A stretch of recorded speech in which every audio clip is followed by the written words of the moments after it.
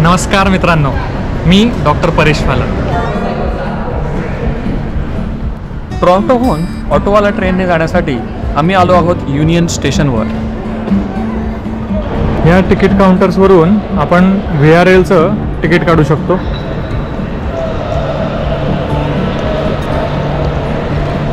आणि इथे त्याचं सगळं शेड्यूल वगैरे लागलेलं असतं. फारच ग्रँड हॉल आहे ना. फक्त माहितीसाठी सांगतो, ही जी अप एक्सप्रेस आहे ती घेऊन तुम्ही टोरंटो डाऊनटाऊनमधून एअरपोर्टला जाऊ शकता. आणि मधले काही स्टेशन्स ती घेईल, पण मग ती तुम्हाला डायरेक्टली एअरपोर्टला सोडते. त्यामुळे एकदम कनेक्टिव्हिटी एकदम छान आहे टोरंटोची.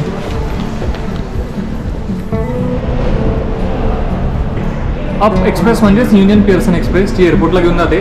हे तिचं टाइम टेबल आहे किंवा हे डिपार्चर शेड्यूल आहे तिचं. आणि तिकीट काढायच्या वेळी तुम्ही दोन गोष्टी करू शकता. एक तर काउंटरवरून तिकीट घेऊ शकता किंवा हे त्यांचे जे किऑस्क असतात तिथूनही तुम्ही तिकीट घेऊ शकता.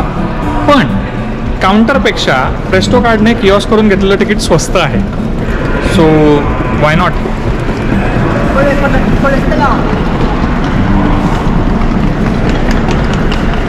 Adult one way 1235 and then you can pay via cash or credit, anything. Up express घेताना आपलं प्रेस्टो कार्ड टॅप करायला विसरायचं नाही. फरक बघा किती आहे. जर तुम्ही कॅशने किंवा डेबिट कार्ड क्रेडिट कार्डने पे करताय तर तुमचं तिकीट आहे $12.35 आणि जर तुम्ही प्रेस्टो कार्डने पे करताय तर $9.25. Isn't that cheap? म्हणजे ऑब्विसली कंपॅरिझन नाही, चीपच आहे. फर्स्ट ट्रेन सकाळची 4:55ची आहे आणि लास्ट आहे रात्री 11ची. ती समोर जी ट्रेन दिसते ती VRL ट्रेन आहे, जिच्याने आपण ऑटोवाला जाणार आहोत. आणि आता जी ट्रेन येते आहे ही आहे अप एक्सप्रेस, जी तुम्हाला एअरपोर्टला घेऊन जाईल.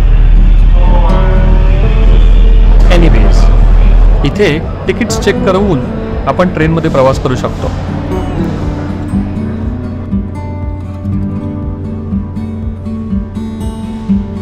आता आम्ही VRL मध्ये बोर्ड करण्यासाठी वेट करत आहोत. रात्री आम्ही ऑटोवाला पोहोचू.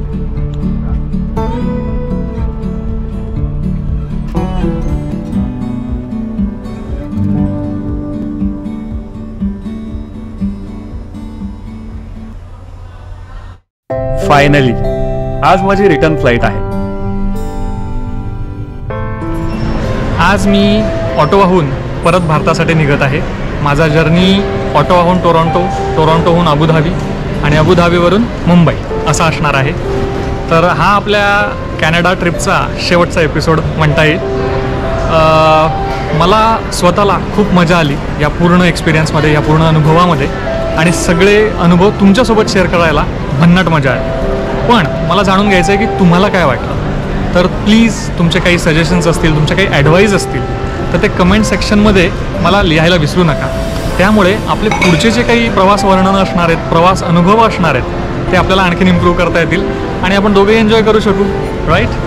आज माझी जी फ्लाईट आहे ती सायंकाळी 6 वाजेची फ्लाईट आहे ऑटोवाहून टोरंटोसाठी, पण ती झालेली आहे डिले.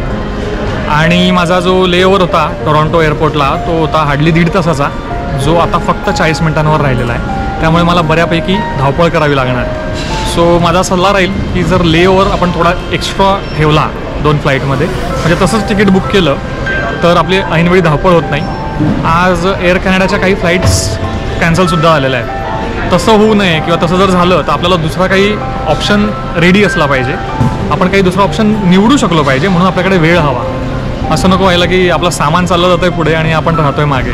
ते गैरसोय होऊन जाते बऱ्यापैकी. सो लेओव्हर जास्त असलेला कधीही चांगला. आणि पुढेही काही माझे जे काही अनुभव असतील ह्या जर्नीमध्ये मुंबईपर्यंतच्या किंवा भारतापर्यंतच्या, ते मी तुमच्यासोबत शेअर करतच राहीन. पण आतापुरतं एवढंच.